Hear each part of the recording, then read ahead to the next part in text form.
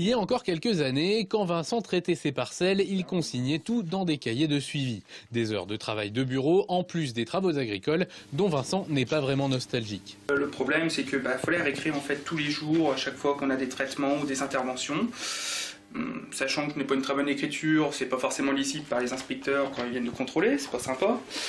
Tous les ans, recopier, plein de trucs à recopier, le type de sol, les précédents, les hectares et tout ça, on perdait quand même pas mal de temps.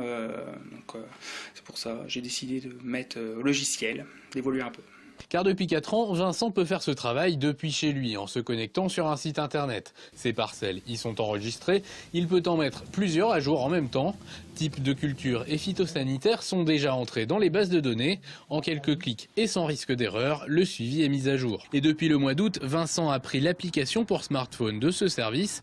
Ainsi, même quand il est dans ses champs, il garde sa base de données dans sa poche. J'ai tout historique de tout ce que j'ai mis dans la parcelle, date de semis, l'engrais, tout ça, et les désherbants. Donc c'est hyper pratique.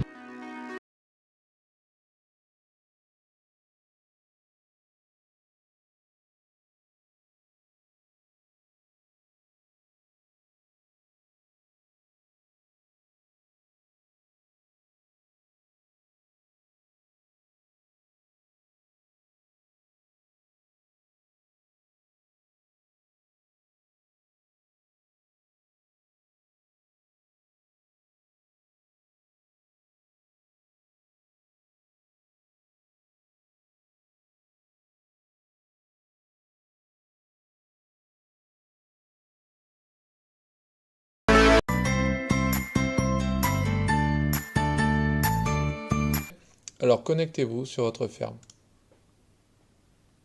Rendez-vous dans l'onglet Stock. Vous arrivez sur le tableau de bord. Il vous propose par défaut la liste des colis à expédier et à réceptionner, ainsi que la liste de l'ensemble des derniers mouvements effectués dans le stock. Ici, sous menu matière, vous avez accès aujourd'hui à la liste de tous vos produits. Donc vous pouvez voir toute votre matière que vous avez en stock. Et si on descend dans le détail, vous pouvez voir l'évolution du stock au cours du temps. Ensuite, rendez-vous dans les inventaires. Les inventaires vous permettent en effet de réajuster votre stock pour réaliser un inventaire. En cliquant sur Nouveau, vous renseignez les informations. Par exemple, ici, il m'a oublié de me compter 5 sacs d'aliments que je vais corriger. Je crée mon inventaire et ensuite, pour que cela se répercute sur le stock, je valide en reflétant les changements.